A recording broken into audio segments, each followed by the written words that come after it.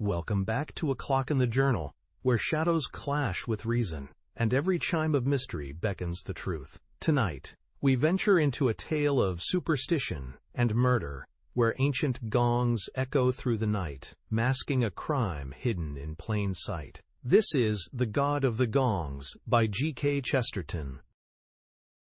IT was one of those chilly and empty afternoons in early winter, when the daylight is silver rather than gold, and pewter rather than silver. If it was dreary in 100 bleak offices and yawning drawing rooms, it was drearier still along the edges of the flat Essex coast, where the monotony was the more inhuman for being broken at very long intervals by a lamppost that looked less civilized than a tree, or a tree that looked more ugly than a lamppost.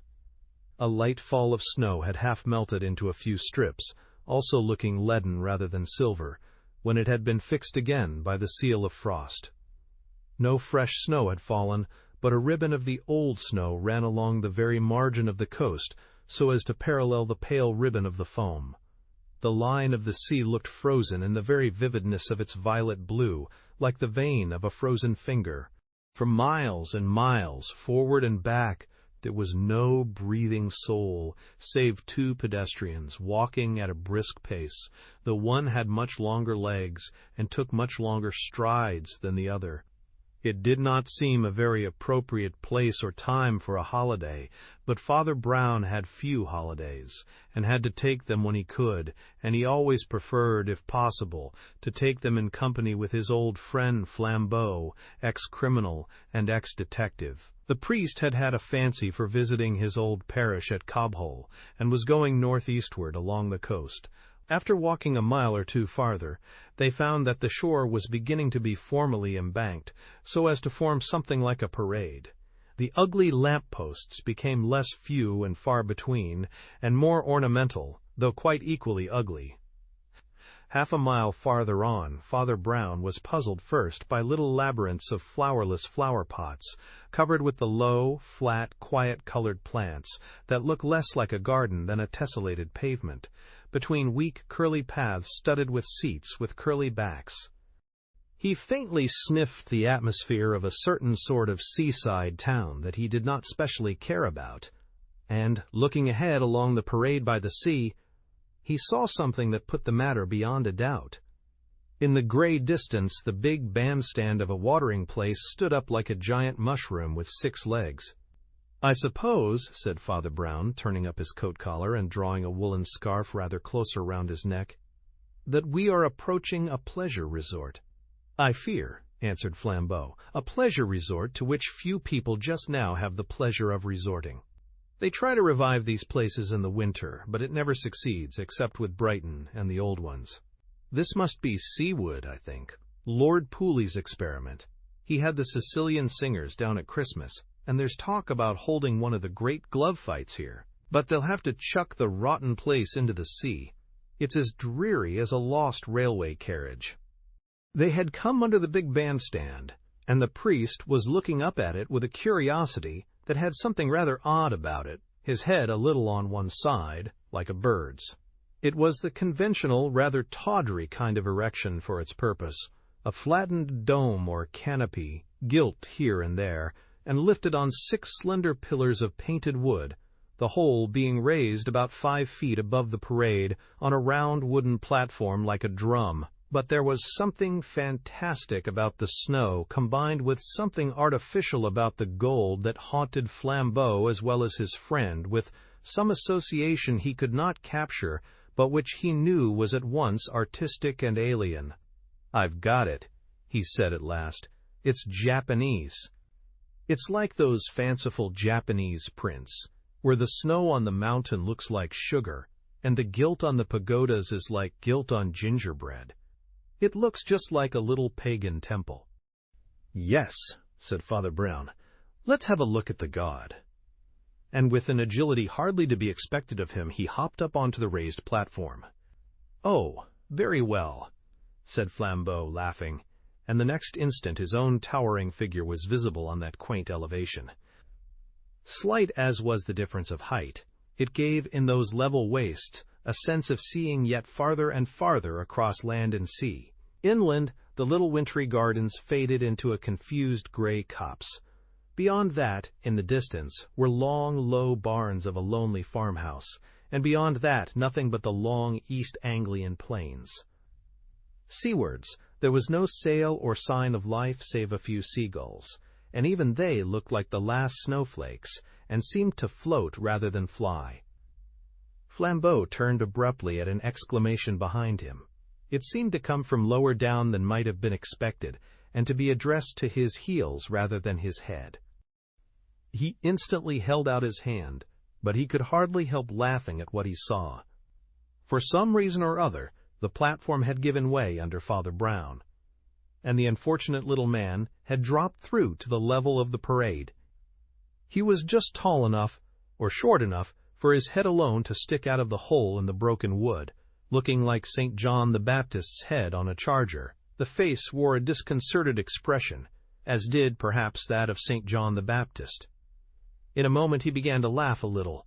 "This wood must be rotten," said Flambeau, "though it seems odd it should bear me, and you go through the weak place. Let me help you out." But the little priest was looking rather curiously at the corners and edges of the wood alleged to be rotten, and there was a sort of trouble on his brow. "Come along," cried Flambeau impatiently, still with his big brown hand extended. "Don't you want to get out?" The priest was holding a splinter of the broken wood between his finger and thumb, and did not immediately reply. At last he said thoughtfully, "Want to get out? Why, no. I rather think I want to get in." And he dived into the darkness under the wooden floor so abruptly as to knock off his big, curved clerical hat and leave it lying on the boards above, without any clerical head in it. Flambeau looked once more inland and out to sea, and once more could see nothing but seas as wintry as the snow, and snows as level as the sea. There came a scurrying noise behind him, and the little priest came scrambling out of the hole faster than he had fallen in. His face was no longer disconcerted, but rather resolute, and, perhaps only through the reflections of the snow, a trifle paler than usual. "Well?" asked his tall friend. "Have you found the God of the temple?" "No," answered Father Brown. "I have found what was sometimes more important, the sacrifice." "What the devil do you mean?" cried Flambeau, quite alarmed. Father Brown did not answer. He was staring, with a knot in his forehead, at the landscape, and he suddenly pointed at it. "What's that house over there?" he asked. Following his finger, Flambeau saw for the first time the corners of a building nearer than the farmhouse, but screened for the most part with a fringe of trees. It was not a large building, and stood well back from the shore, but a glint of ornament on it suggested that it was part of the same watering-place scheme of decoration as the bandstand, the little gardens, and the curly-backed iron seats. Father Brown jumped off the bandstand, his friend following, and as they walked in the direction indicated the trees fell away to right and left, and they saw a small, rather flashy hotel, such as is common in resorts, the hotel of the saloon bar rather than the bar parlor. Almost the whole frontage was of gilt plaster and figured glass, and between that gray seascape and the gray, witch-like trees, its gimcrack quality had something spectral in its melancholy. They both felt vaguely that if any food or drink were offered at such a hostelry, it would be the pasteboard ham and empty mug of the pantomime. In this, however, they were not altogether confirmed. As they drew nearer and nearer to the place they saw in front of the buffet, which was apparently closed, one of the iron garden seats with curly backs that had adorned the gardens, but much longer, running almost the whole length of the frontage. Presumably, it was placed so that visitors might sit there and look at the sea, but one hardly expected to find anyone doing it in such weather. Nevertheless, just in front of the extreme end of the iron seat stood a small round restaurant table, and on this stood a small bottle of Chablis and a plate of almonds and raisins. Behind the table and on the seat sat a dark-haired young man, bareheaded, and gazing at the sea in a state of almost astonishing immobility. But though he might have been a waxwork when they were within 4 yards of him, he jumped up like a jack-in-the-box when they came within 3, and said in a deferential, though not undignified manner, "Will you step inside, gentlemen? I have no staff at present, but I can get you anything simple myself." "Much obliged," said Flambeau. "So you are the proprietor?" "Yes," said the dark man, dropping back a little into his motionless manner. "My waiters are all Italians, you see, and I thought it only fair they should see their countryman beat the black, if he really can do it. You know the great fight between Malvolio and Nigger Ned is coming off after all?" "I'm afraid we can't wait to trouble your hospitality seriously," said Father Brown. "But my friend would be glad of a glass of sherry, I'm sure, to keep out the cold and drink success to the Latin champion." Flambeau did not understand the sherry, but he did not object to it in the least. He could only say amiably, "Oh, thank you very much." "Sherry, sir, certainly," said their host, turning to his hostel. "Excuse me if I detain you a few minutes. As I told you, I have no staff," and he went towards the black windows of his shuttered and unlighted inn. "Oh, it doesn't really matter," began Flambeau, but the man turned to reassure him. "I have the keys," he said. "I could find my way in the dark." "I didn't mean," began Father Brown. He was interrupted by a bellowing human voice that came out of the bowels of the uninhabited hotel. It thundered some foreign name loudly but inaudibly, and the hotel proprietor moved more sharply towards it than he had done for Flambeau's sherry.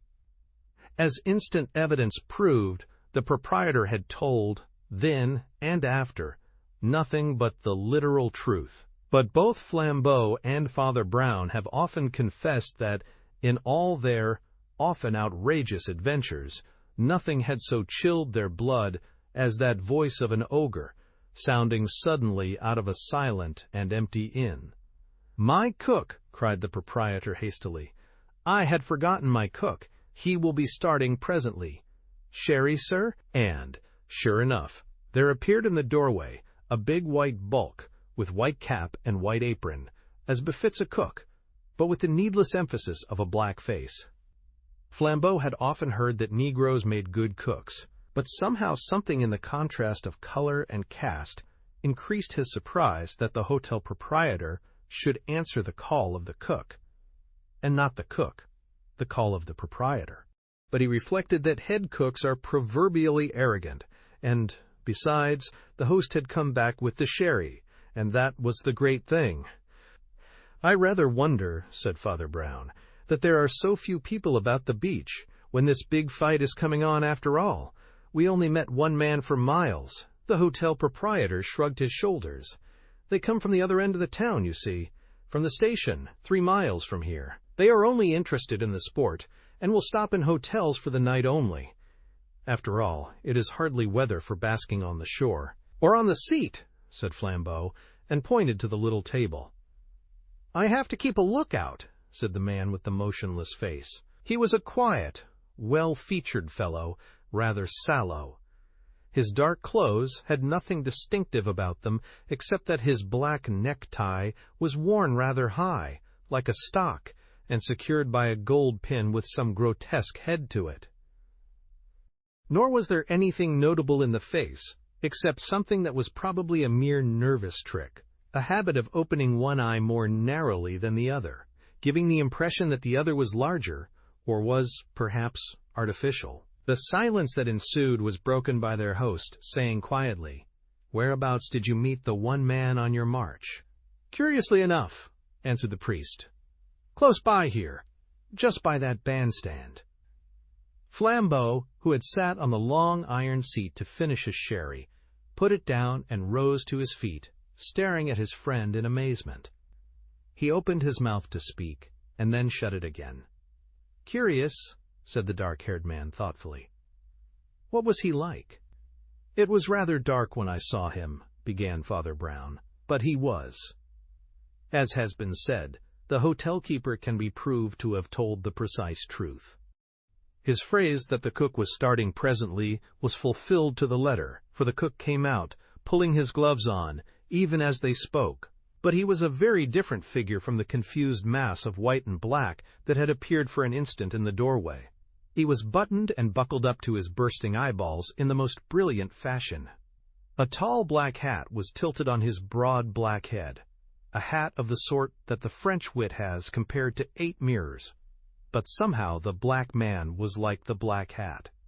He also was black, and yet his glossy skin flung back the light at 8 angles or more. It is needless to say that he wore white spats and a white slip inside his waistcoat.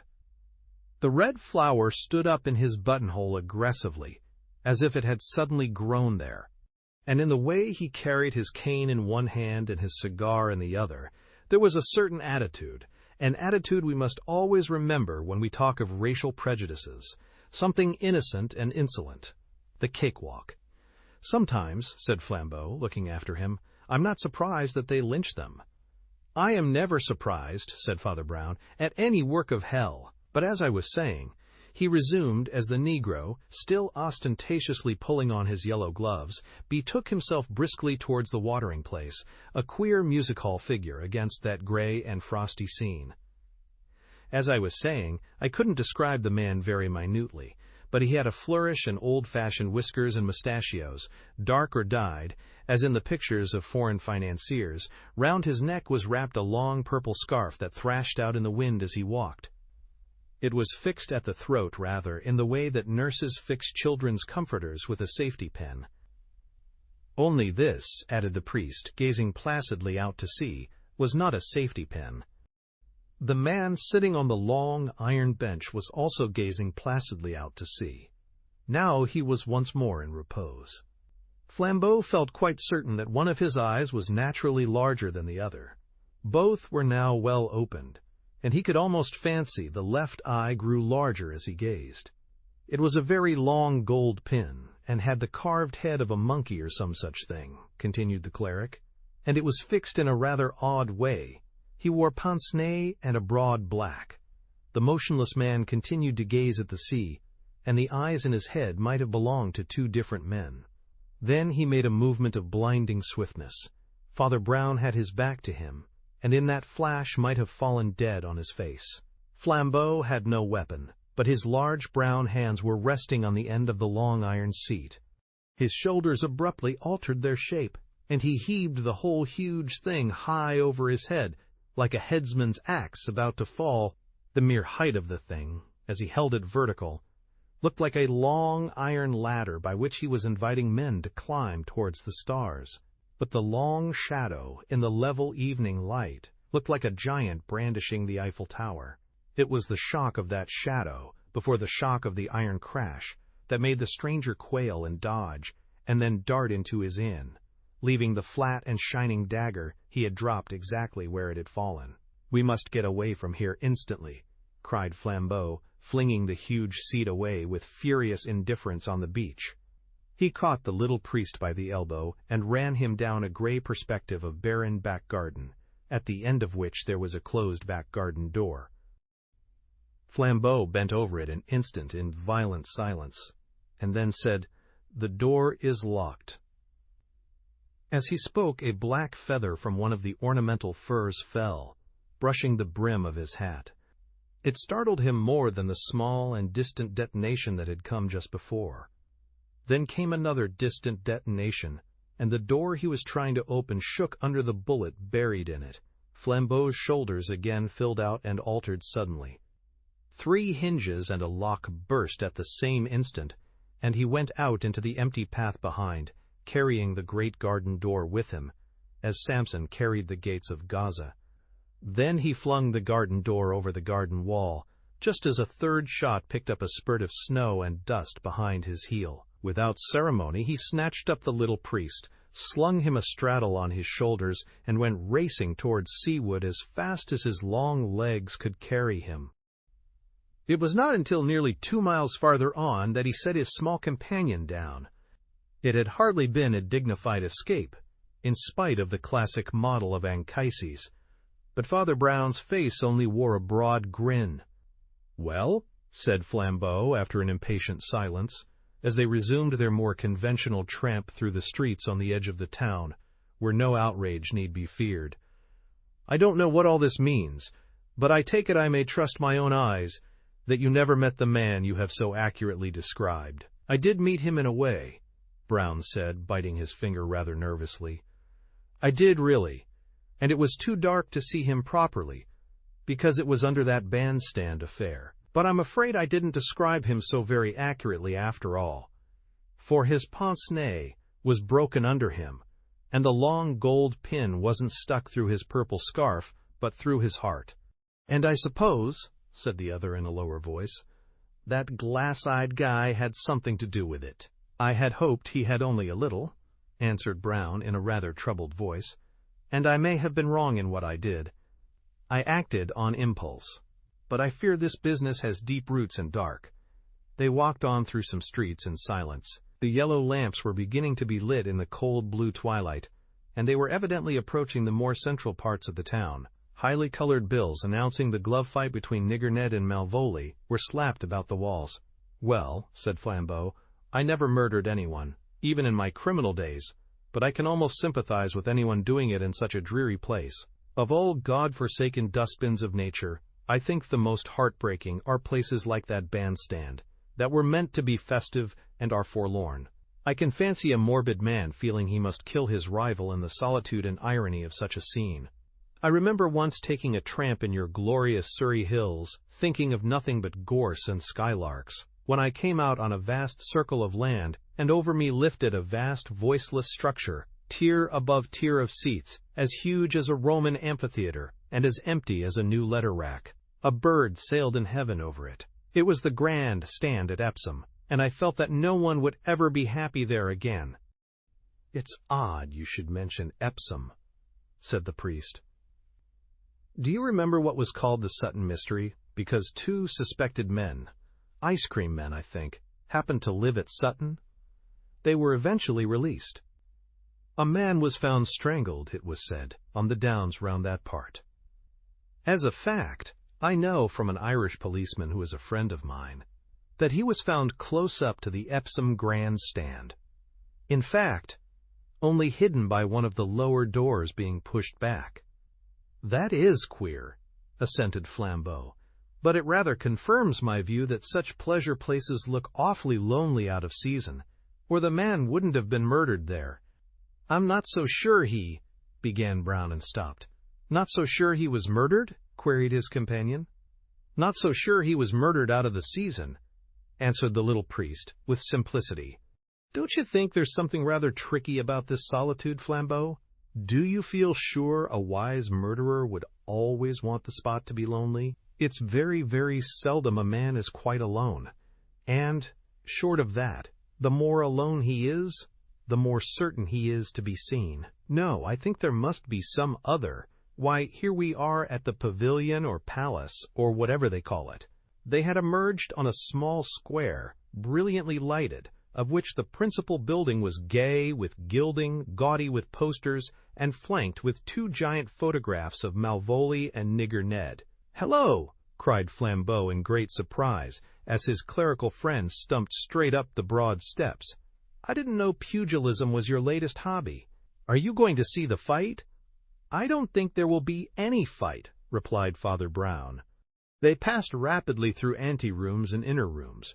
They passed through the hall of combat itself, raised, roped, and padded with innumerable seats and boxes, and still the cleric did not look round or pause till he came to a clerk at a desk outside a door marked Committee.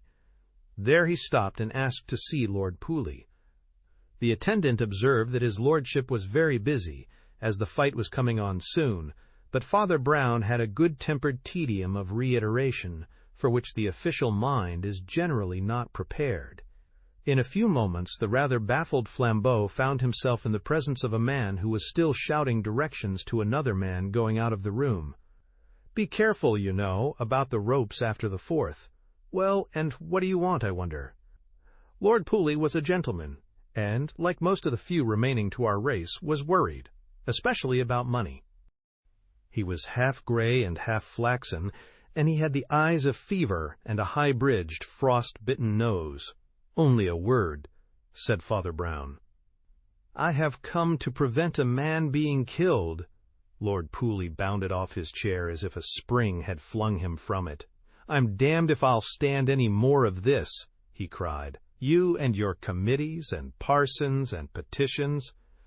Weren't there parsons in the old days, when they fought without gloves? Now they're fighting with the regulation gloves, and there's not the rag of a possibility of either of the boxers being killed." "I didn't mean either of the boxers," said the little priest. "Well, well, well," said the nobleman with a touch of frosty humor. "Who's going to be killed? The referee?" "I don't know who's going to be killed," replied Father Brown, with a reflective stare. "If I did, I shouldn't have to spoil your pleasure. I could simply get him to escape. I never could see anything wrong about prize fights. As it is, I must ask you to announce that the fight is off for the present." "Anything else?" jeered the gentleman with feverish eyes. "And what do you say to the 2,000 people who have come to see it?" "I say there will be 1,999 of them left alive when they have seen it," said Father Brown. Lord Pooley looked at Flambeau. "Is your friend mad?" he asked. "Far from it," was the reply. "And look here," resumed Pooley in his restless way, "it's worse than that. A whole pack of Italians have turned up to back Malvolio. Swarthy, savage fellows of some country, anyhow. You know what these Mediterranean races are like. If I send out word that it's off, we shall have Malvolio storming in here at the head of a whole Corsican clan." "My lord, it is a matter of life and death," said the priest. "Ring your bell, give your message, and see whether it is Malvolio who answers." The nobleman struck the bell on the table with an odd air of new curiosity. He said to the clerk, who appeared almost instantly in the doorway, "I have a serious announcement to make to the audience shortly. Meanwhile, would you kindly tell the two champions that the fight will have to be put off?" The clerk stared for some seconds, as if at a demon, and vanished. "What authority have you for what you say?" asked Lord Pooley abruptly. "Whom did you consult?" "I consulted a bandstand," said Father Brown, scratching his head. "But no, I'm wrong. I consulted a book, too. I picked it up on a bookstall in London. Very cheap, too." He had taken out of his pocket a small, stout, leather-bound volume, and Flambeau, looking over his shoulder, could see that it was some book of old travels, and had a leaf turned down for reference. "The only form in which voodoo," began Father Brown, reading aloud. "In which what?" inquired his lordship. "In which voodoo," repeated the reader almost with relish, "is widely organized outside Jamaica itself, is in the form known as the monkey, or the god of the Gongs, which is powerful in many parts of the two American continents, especially among half-breeds, many of whom look exactly like white men. It differs from most other forms of devil worship and human sacrifice in the fact that the blood is not shed formally on the altar, but by a sort of assassination among the crowd. The gongs beat with a deafening din as the doors of the shrine open and the monkey god is revealed. Almost the whole congregation rivet ecstatic eyes on him. But after, the door of the room was flung open, and the fashionable Negro stood framed in it, his eyeballs rolling, his silk hat still insolently tilted on his head. "Huh!" he cried, showing his apish teeth. "What this? Huh, huh! You steal a colored gentleman's prize. Prize his already. Yo! Think yo! J-E-S! Save that white 'Talian trash!" "The matter is only deferred," said the nobleman quietly. "I will be with you to explain in a minute or two." "Who you two?" shouted Nigger Ned, beginning to storm. "My name is Pooley," replied the other with a creditable coolness. "I am the organizing secretary, and I advise you just now to leave the room." "Who this fellow?" demanded the dark champion, pointing to the priest disdainfully. "My name is Brown," was the reply, "and I advise you just now to leave the country." The prize-fighter stood glaring for a few seconds, and then, rather to the surprise of Flambeau and the others, strode out, sending the door to with a crash behind him. "Well," asked Father Brown, rubbing his dusty hair up, "what do you think of Leonardo da Vinci? A beautiful Italian head." "Look here," said Lord Pooley, "I've taken a considerable responsibility, on your bare word. I think you ought to tell me more about this." "You are quite right, my lord," answered Brown, "and it won't take long to tell." He put the little leather book in his overcoat pocket. "I think we know all that this can tell us, but you shall look at it to see if I'm right. That Negro who has just swaggered out is one of the most dangerous men on earth, for he has the brains of a European, with the instincts of a cannibal. He has turned what was clean, common-sense butchery among his fellow barbarians into a very modern and scientific secret society of assassins. He doesn't know I know it, nor for the matter of that I can't prove it." There was a silence, and the little man went on. "But if I want to murder somebody, will it really be the best plan to make sure I'm alone with him?" Lord Pooley's eyes recovered their frosty twinkle as he looked at the little clergyman. He only said, "If you want to murder somebody, I should advise it." Father Brown shook his head, like a murderer of much riper experience. "So Flambeau said," he replied with a sigh. "But consider, the more a man feels lonely, the less he can be sure he is alone. It must mean empty spaces round him, and they are just what make him obvious. Have you never seen one plowman from the heights, or one shepherd from the valleys? Have you never walked along a cliff and seen one man walking along the sands? Didn't you know when he's killed a crab? And wouldn't you have known if it had been a creditor? No, no, no! For an intelligent murderer, such as you or I might be, it is an impossible plan to make sure that nobody is looking at you." "But what other plan is there?" "There is only one," said the priest. "To make sure that everybody is looking at something else. A man is throttled close by the big stand at Epsom. Anybody might have seen it done while the stand stood empty, any tramp under the hedges or motorist among the hills. But nobody would have seen it when the stand was crowded, and the whole ring roaring when the favorite was coming in first, or wasn't. The twisting of a neckcloth, the thrusting of a body behind a door could be done in an instant, so long as it was that instant. It was the same, of course," he continued, turning to Flambeau, "with that poor fellow under the bandstand. He was dropped through the hole. It wasn't an accidental hole, just at some very dramatic moment of the entertainment, when the bow of some great violinist or the voice of some great singer opened or came to its climax. And here, of course, when the knockout blow came, it would not be the only one. That is the little trick Nigger Ned has adopted from his old god of gongs." "By the way, Malvolio," Pooley began. "Malvolio," said the priest, "has nothing to do with it. I dare say he has some Italians with him, but our amiable friends are not Italians. They are octoroons and African half-bloods of various shades. But I fear we English think all foreigners are much the same, so long as they are dark and dirty. Also," he added with a smile, "I fear the English decline to draw any fine distinction between the moral character produced by my religion and that which blooms out of voodoo." The blaze of the spring season had burst upon Seawood, littering its foreshore with famines and bathing machines, with nomadic preachers and nigger minstrels, before the two friends saw it again, and long before the storm of pursuit after the strange secret society had died away.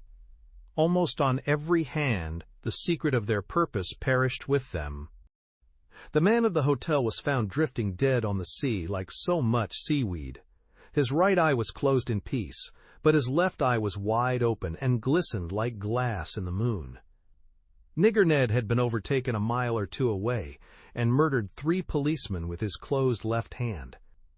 The remaining officer was surprised, nay, pained, and the Negro got away. But this was enough to set all the English papers in a flame, and for a month or two the main purpose of the British Empire was to prevent the buck nigger, who was so in both senses, escaping by any English port. Persons of a figure remotely reconcilable with his were subjected to quite extraordinary inquisitions, made to scrub their faces before going on board ship, as if each white complexion were made up like a mask of grease paint. Every Negro in England was put under special regulations and made to report himself. The outgoing ships would no more have taken a nigger than a basilisk. For people had found out how fearful and vast and silent was the force of the savage secret society, and by the time Flambeau and Father Brown were leaning on the parade parapet in April, the black man meant in England almost what he once meant in Scotland. "He must be still in England," observed Flambeau, "and horridly well hidden, too. They must have found him at the ports if he had only whitened his face." "You see, he is really a clever man," said Father Brown apologetically, "and I'm sure he wouldn't whiten his face." "Well, but what would he do?" "I think," said Father Brown, "he would blacken his face." Flambeau, leaning motionless on the parapet, laughed and said, "My dear fellow." Father Brown, also leaning motionless on the parapet, moved one finger for an instant into the direction of the soot-masked niggers singing on the sands.